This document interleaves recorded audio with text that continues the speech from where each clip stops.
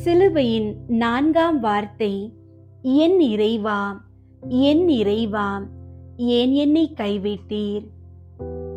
இந்த இறைவார்த்தை ஒரு மனிதனாக அவர் அனுபவித்த உச்சக்கட்ட தனிமையை உணர்த்துகிறது.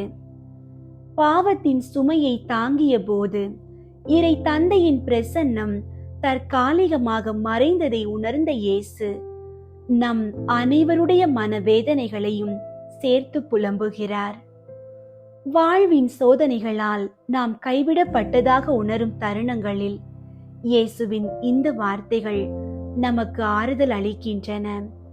நாம் தனிமையில் தவிக்கும் போது அதை ஏற்கனவே சிலுவையில் அனுபவித்த ஒரு கடவுள் நம்மோடு இருக்கிறார் என்பதே இந்த வார்த்தையின் ஆழமான உண்மை. ஜெபிப்போம்.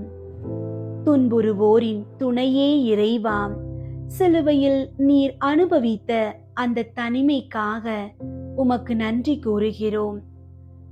என் வாழ்விலும் நோய்களோ தோல்விகளோ சூழும்போது கடவுள் என்னை கைவிட்டு விட்டார் என்று நான் கலங்கும் நேரங்களில் உமது சிலுவையை உற்று நோக்க எனக்கு அருள் தாரும்.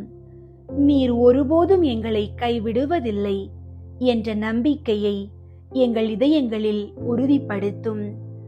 இருளான நேரங்களிலும் உமது கரம் எங்களை பிடித்து வழிநடத்த வேண்டும் என்று உம்மை மன்றாடுகிறோம். ஆமீன்.